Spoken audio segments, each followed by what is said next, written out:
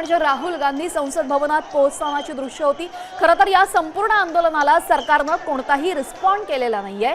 या सरकारने या संदर्भात एकही अवाक्षर काढलेलं नाहीये। मात्र आता ही संपूर्ण जबाबदारी विरोधी पक्षाची होते की मुलांचा या सर्व तरुणांचा आवाज सरकारच्या कानामध्ये संसदेमध्ये जाऊन सांगावा। त्यामुळे राहुल गांधी संसदेमध्ये प्रवेश करत असल्याचं चित्र जे काही क्षणापूर्वी स्क्रीनवर होतं ते अत्यंत महत्त्वाचं आणि सूचक होतं।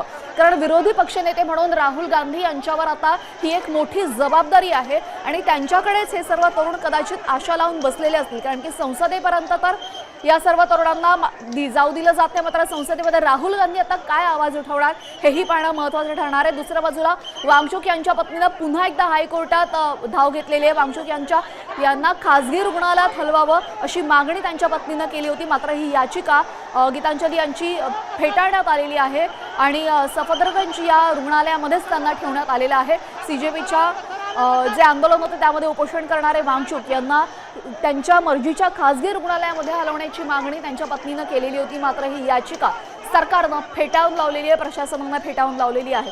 सफदरगंज रुग्णालयामध्ये त्यांच्यावर उपचार सुरू ठेवण्याचेच आदेश न्यायालयाने दिलेले। यामागचं कारण नेमकं काय हे अजून समजू शकलेलं नाहीये, मात्र याचिका गीतांजली यांची फेटाळण्यात आलेली आहे। त्यांनी हायकोर्टामध्ये यासाठी धाव घेतली होती, मात्र त्यांची याचिका हायकोर्टाने फेटाळलेली आहे। आपण पुन्हा एकदा मोर्चाकडे वळतोय। मोर्चामध्ये आज सकाळपासून काय घडामोडी झाल्यात ते मी तुम्हाला पुन्हा एकदा सांगते। 2 दिवसांपूर्वी आंदोलन होणार हे सांगितलेलं होतं, मोर्चा निघणार संसदेवर सांगण्यात आलं होतं। आज संसदेचं पावसाळी अधिवेशन सुरू होत आहे आणि पावसाळी अधिवेशनामध्ये नीट पेपर फुटीसारखा एक अत्यंत संवेदनशील विषय मांडण्यात यावा या मागणीसाठी या संसदेवर आंदोलन करण्यात येत होतं। मात्र मोठ्या प्रमाणात आपण पाहतोय इथं पोलीस बंदोबस्त तैनात करण्यात आलेल्या या मोर्चाला थांबवण्यासाठी